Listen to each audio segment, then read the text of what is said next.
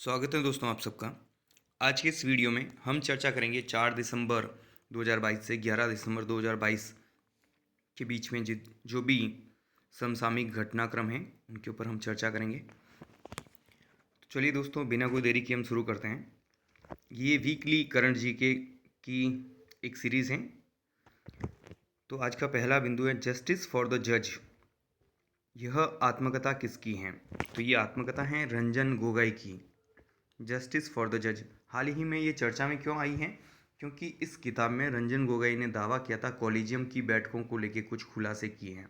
तो इसी किताब को आधार बनाते हुए कुछ लोगों ने सुप्रीम कोर्ट में आरटीआई लगाया कि कॉलेजियम में क्या बैठकें हुई है, विशेषकर 2018 की बैठकों को सार्वजनिक करने की सूचना मांगने की कोशिश की है। तो सुप्रीम कोर्ट ने ये कहा है कि कॉलेजियम की जो बैठकें हैं उसकी हम सूचना नहीं दे सकते और सूचना के अधिकार के अंतर्गत वो नहीं आता है। तो ये सब जो चीज़ें अभी चल रही है, हालिया घटनाक्रम राष्ट्रीय स्तर पे, ये इस किताब की वजह से चल रहा है, जस्टिस फॉर द जज। नेक्स्ट है नौसेना दिवस। 4 दिसंबर को मनाया गया है। जो हमारे नौसेना एडमिरल हैं आर हरि कुमार, और भारतीय नौसेना की जो स्थापना है वो 26 जनवरी 1950 को हुई थी। नेक्स्ट है भारत के अंचता शरत कमल और चीन के लियू सिवेन अंतर्राष्ट्रीय टेबल टेनिस महासंघ यानी आईटीटीएफ एथलीट आयोग के संयुक्त रूप से अध्यक्ष चुना गया। यानी चीन का एक प्रतिनिधि और एक हमारे भारत का, इन दोनों को संयुक्त रूप से अध्यक्ष चुना गया है। और जो इस आयोग की स्थापना है वो सन 1926 में हुई थी। इसका जो हेड क्वार्टर है एट प्रेजेंट वो लुसाने, स्विट्ज़रलैंड, एक शहर का नाम है लुसाने, वहाँ पे इसका हेड क्वार्टर है आईटीटीएफ का। नेक्स्ट बिंदु है लक्ष्य सेन। संबंधित खेल इनका बैडमिंटन है। हाल ही में ये काफ़ी चर्चा में रहे और एक तरीके से बोल सकते हैं कि विवादों में भी रहे। क्या कारण है इनकी चर्चा रहने का? तो इनका जो सबसे बड़ा कारण है कि ये आरोप इन पे लगाया गया है कि इन्होंने अपनी उम्र में हेराफेरी की है। ये इंडिया के फेमस बैडमिंटन प्लेयर हैं और इन पे आरोप ये लगा कि ये अपनी जो उम्र है वो कम लिखवा के गेम्स में पार्टिसिपेट किया है। इनकी जो रियल एज हैं जो ये बता रहे हैं वो बता रहे हैं 2001, जबकि एक अकेडमी चलाने वाले, बैडमिंटन अकेडमी चलाने वाले एक इंसान ने दावा किया है और एफआईआर भी दर्ज करवाई है कि जो इनका रियल जो जन्म है, जो ईयर हैं वो 1998 हैं। तो उन्होंने इस बेस पे केस बनाया कि इन्होंने गलत सूचना देके जो है गेम्स में पार्टिसिपेट किया है। तो इस वजह से ये अभी हाल ही में चर्चा में। तो इस तरह के सवाल आ सकते हैं कि लक्ष्य सेन का संबंध किस खेल से है। प्रश्न अक्सर हमेशा ना ऐसे ही बनते हैं कि किसी वजह से चर्चा में रहते हैं, तो वो कौन से क्षेत्र से हैं, उनका नाम क्या है, किस वजह से वो चर्चा में हैं। तो ये सब चीज़ें हमें कवर करनी है। नेक्स्ट हैं गूगल और अल्फ़ाबेट के सीईओ सुंदर पिचाई को भारत के नागरिक सम्मान पद्म भूषण से सम्मानित किया गया है। तो 2022 की श्रेणी में ये अवार्ड इन्हें दिया गया है और व्यापार और उद्योग की कैटेगरी में इनको ये अवार्ड दिया गया है। ध्यान रखिए दोस्तों कि भारत का जो सबसे बड़ा नागरिक सम्मान है वो भारत रत्न है। तो ये तीसरा सबसे बड़ा नागरिक सम्मान है और इन्हें हाल ही में सैन फ्रांसिस्को में ये अवार्ड दिया गया है। नेक्स्ट है छठी जनरेशन का इकलौता एयरक्राफ्ट जो है B-21 रेडर अमेरिकी वायुसेना में शामिल हुआ है। ये दुनिया का एकमात्र है ये, और अमेरिका ने बहुत ही एडवांस वर्जन इसका बना लिया है। ये 2023 में उड़ान भरेगा और इसकी विशेष बात यह है कि इस विमान से दुनिया के किसी भी हिस्से में हमला करने में ये सक्षम है। तो काफ़ी तकनीकीपूर्ण फतह बोल सकते हैं अमेरिका की, एक और माइलस्टोन उन्होंने अचीव किया है। नेक्स्ट है उदयपुर में G20 शेरपा सम्मेलन। 4 से 7 दिसंबर 2022 को ये सम्मेलन आयोजन हुआ इसका उदयपुर के फतेह प्रकाश होटल में। और भारत के जो शेरपा हैं वो अमिताभ कांत, तो थोड़ी सी यहाँ पे चर्चा करते हैं कि आखिर अभी हमने रिसेंटली देखा है कि इंडोनेशिया के बाली में G20 सम्मेलन हुआ, तो फिर ये इंडिया में ये शेरपा सम्मेलन से क्या तात्पर्य है। तो अभी हाल ही में आपने ये सुना होगा कि इंडिया G20 सम्मेलन का अध्यक्ष बना। अध्यक्ष का मतलब ये होता है दोस्तों कि जिस देश में G20 का जो सम्मेलन होगा, G20 पहले तो क्या है, 1999 में एक संगठन बनाया गया, एक आयोग बनाया गया, ठीक है, एक समूह है जिसमें 19 देश हैं और एक यूरोपीय संघ है। ये विश्व की बड़ी जो अर्थव्यवस्थाओं वाले देश हैं वो अर्थव्यवस्था या आर्थिक क्षेत्र में बड़े निर्णय लेते हैं, साथ में बैठ के बातचीत करते हैं, तो एक मंच है G20। तो इसका नियम ये है कि जिस देश में G20 का सम्मेलन होता है उस देश को उसकी अध्यक्षता मिल जाती है ऑटोमेटिक। तो नेक्स्ट ईयर ये G20 का जो सम्मेलन है 2023 में, सितंबर 2023 में इंडिया में होगा, तो इंडिया इसका अध्यक्ष बना भी। तो 2023 में सीधे तो ये लोग मिलके बात नहीं कर सकते ना कि हम किन मुद्दे पे बात करेंगे, तो वो एजेंडा पहले से तय होता है। तो वो एजेंडा तय करने के लिए हर देश अपने एक प्रतिनिधि भेजते हैं और उन प्रतिनिधियों को जो है वो शेरपा बोला जाता है। तो नेक्स्ट ईयर किन मुद्दों पे बात होगी, वो पॉइंट्स कौन से होंगे, तो वो पॉइंट्स तय हो रहे हैं, वो एजेंडा तय हो रहा है और वो एजेंडा तय करने के लिए हर देश अपना प्रतिनिधि भेज रहे हैं और उसी के सिलसिले में ये सम्मेलन हुआ है और वो जो प्रतिनिधि हैं उन्हें शेरपा बोला जाता है। तो ये आप ध्यान रखिए। और इंडिया की तरफ से जिन्होंने, जो हमारे भारत के प्रतिनिधि थे, अमिताभ कांत। और इस शेरपा सम्मेलन की भी विशेषता ये है कि जिस देश में होता है उसकी अध्यक्षता वही देश करता है। तो एक और अच्छा प्रश्न यहाँ पे बनता है कि G20 शेरपा सम्मेलन जो उदयपुर में हुआ उसकी अध्यक्षता किसने की। तो जाहिर सी बात है, लोगों को लगेगा इंडिया में हुआ है, मोदी जी का नाम अगर दे दिया जाए ऑप्शन में तो लोगों को लगेगा नहीं नहीं इंडिया के हैं, मतलब प्राइम मिनिस्टर हैं। तो काफ़ी कंफ्यूज करके आपको यहाँ पे घुमा सकता है एग्जामिनर, तो ध्यान दीजिएगा यहाँ पे।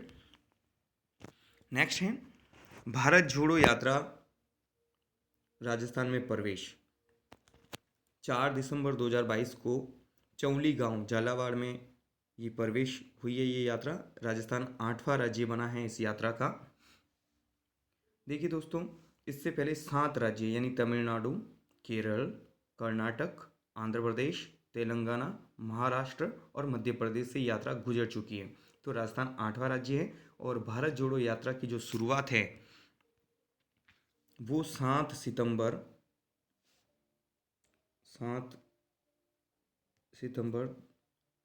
2022 को तमिलनाडु के कन्याकुमारी से हुई थी। लगभग ये 3570 किलोमीटर की यात्रा बताई जाती है जो कुल 12 राज्यों और 2 केंद्र शासित प्रदेशों को कवर करेगी। तो सवाल ऐसे ही बनते हैं क्योंकि अभी स्टेट में, राजस्थान में कांग्रेस की गवर्नमेंट है, तो कांग्रेस की गवर्नमेंट होने के नाते इनकी योजनाएं, इनसे जुड़े जो क्रियाकलाप हैं वहाँ पे भी प्रश्न बनते हैं ऐसे, या बन सकते हैं। तो आप हमेशा है ना रीढ़ की हड्डी पकड़िएगा कि कैसे सवाल बन सकते हैं। जिस दिन आपको ये चीज़ पकड़ ली तो आपको कोई रोक नहीं पाएगा। नेक्स्ट है, ईरान में चल रहा है हिजाब विरोधी आंदोलन।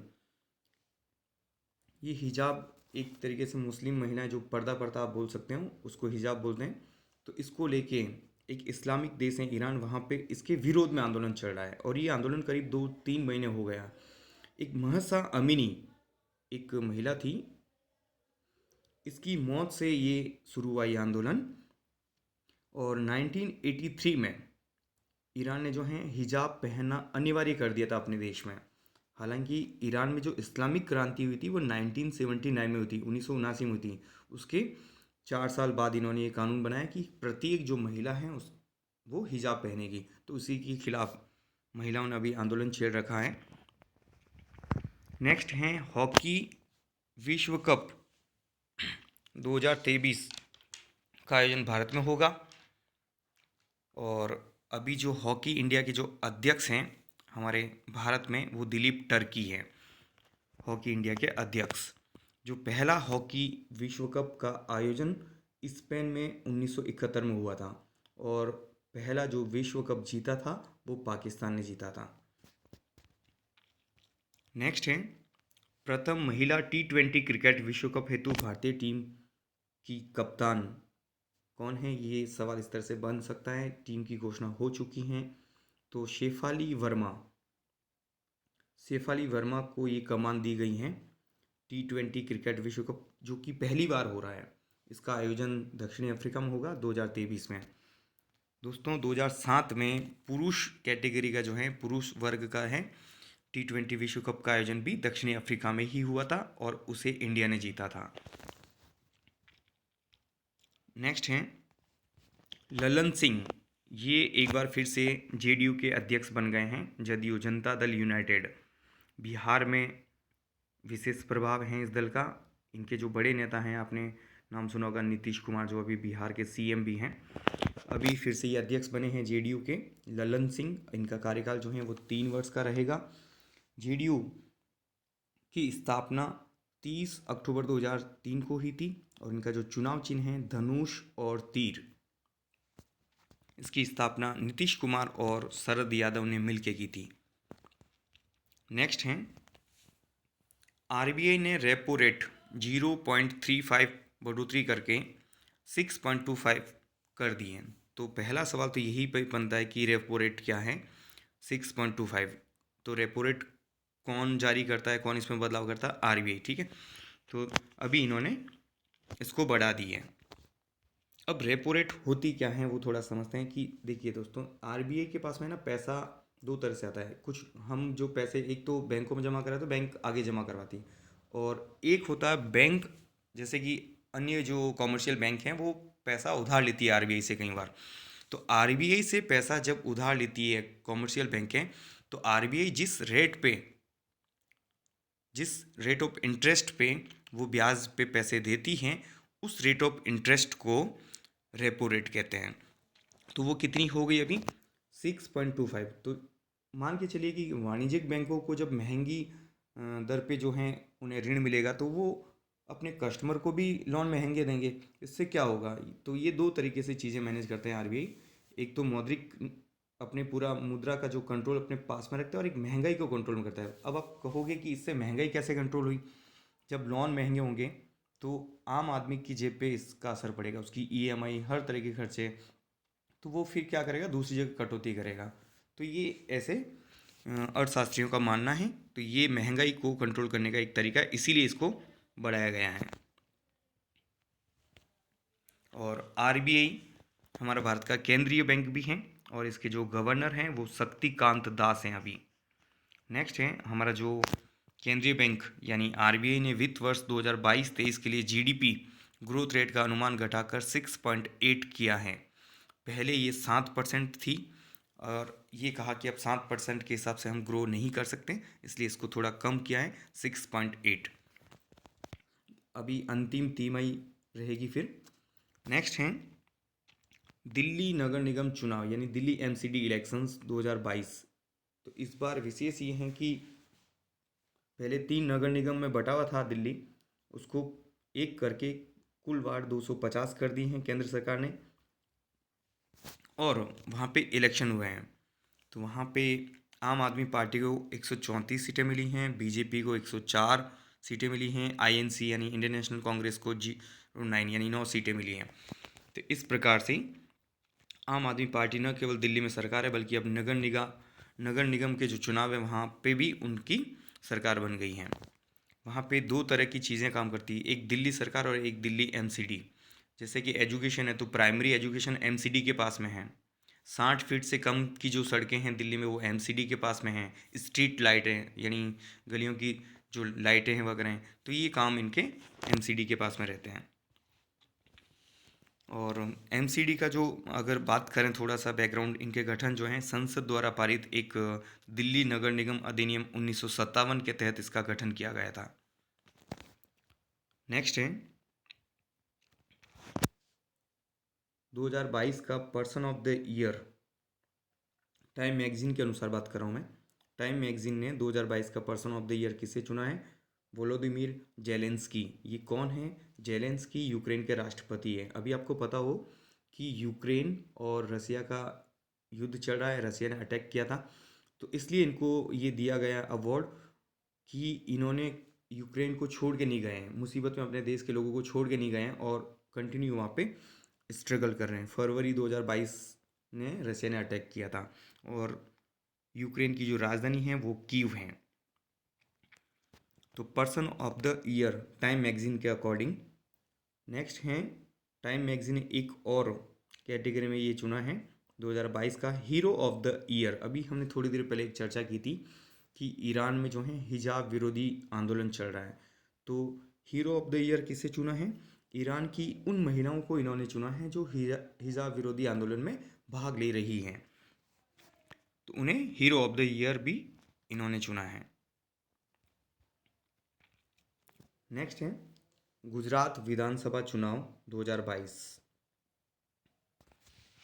गुजरात विधानसभा चुनाव, टोटल सीटें 182, इसमें से बीजेपी ने बहुत ही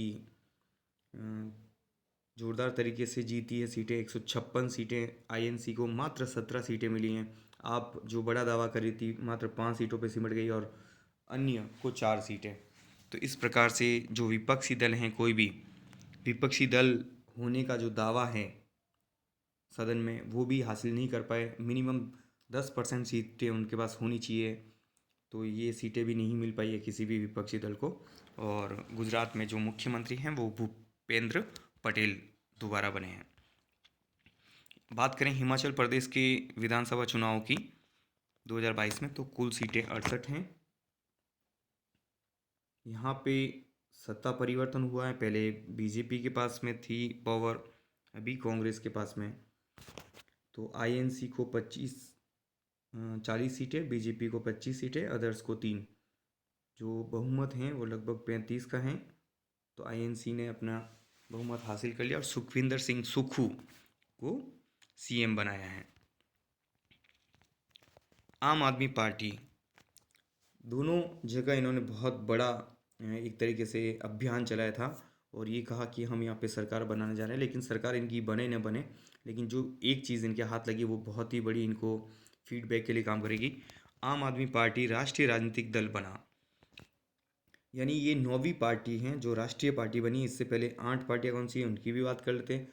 BJP, CPI, TMC, INC, communist party of India, Trinamool Congress, Indian national Congress, CPI communist party of India, Marxist, Bahujan Samajwadi party और नेशनल कांग्रेस पार्टी और नेशनल पीपुल्स पार्टी, ये 8 अन्य हैं। और आम आदमी पार्टी जो है वो 9वीं पार्टी है जो राष्ट्रीय पार्टी बनी है, ये ध्यान रखिएगा।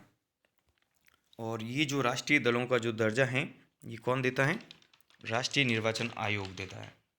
और आम आदमी पार्टी की स्थापना 2012 में हुई थी और इसका जो चुनाव चिन्ह है वो झाड़ू है।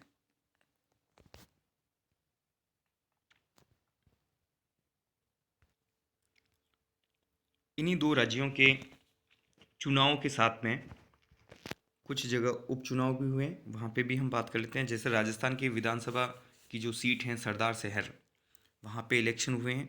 उपचुनाव उसे कहते हैं जैसे जो नियमित चुनाव होते हैं, चाहे विधानसभा हो, लोकसभा हो, उसके बीच में अगर कोई 1, 2 या कुछ सीटें खाली हो जाती है, वो रीज़न कुछ भी हो सकता है। वहाँ के सदस्य ने त्यागपत्र दे दिया हो, वहाँ उसकी मृत्यु हो गई हो, या न्यायालय के किसी आदेश के कारण उसको हटा दिया गया हो, जो भी कारण रहे हो, उसने कुछ सीटें या एक सीट खाली हुई हो, तो उस एक सीट को पर्टिकुलर भरने के लिए दोबारा से री इलेक्शन होते हैं, दोबारा चुनाव होते हैं। और उस बीच में जो चुनाव होते हैं वो शेष बचे हुए कार्यकाल के लिए चुने जाते हैं, तो ऐसे चुनाव को उपचुनाव कहते हैं।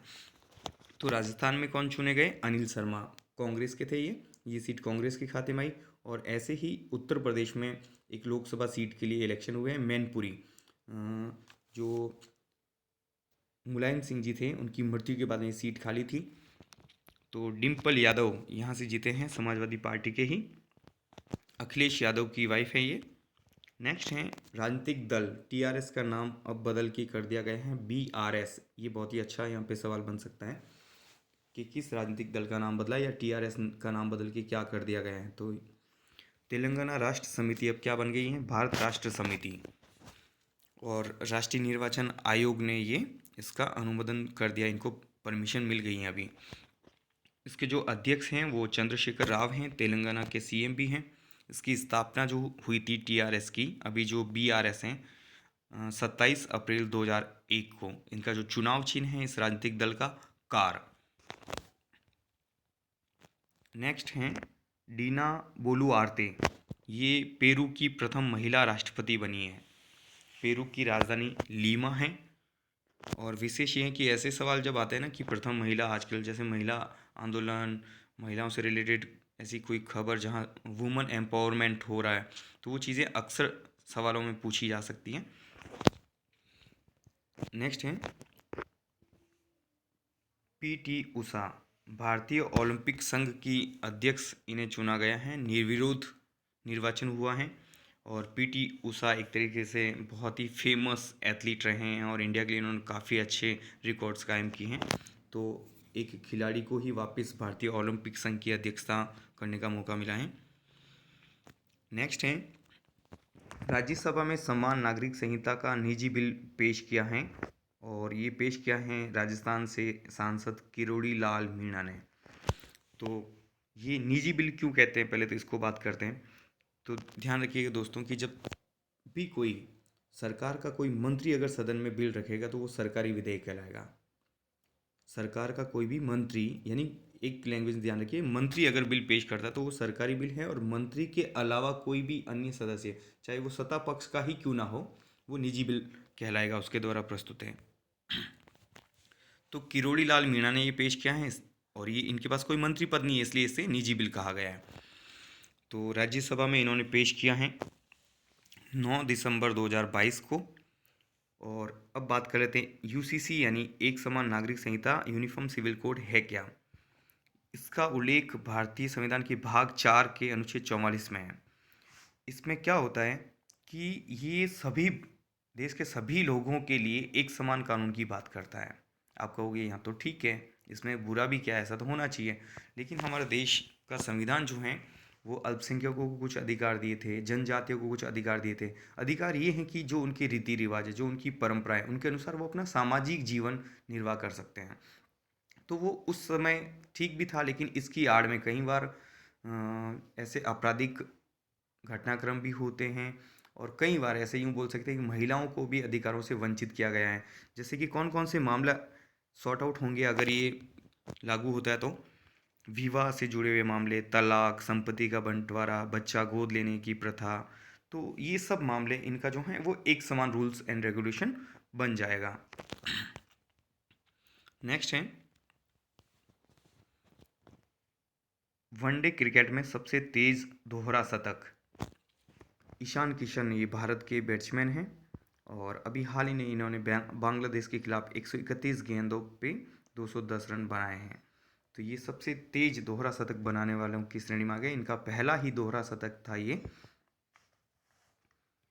और सर्वोच्च जो स्कोर हैं ओडीआई में, वनडे इंटरनेशनल में, वो भी एक भारतीय के ही नाम है, रोहित शर्मा, जिन्होंने 264 रन का स्कोर किया था 2014 में श्रीलंका के खिलाफ में।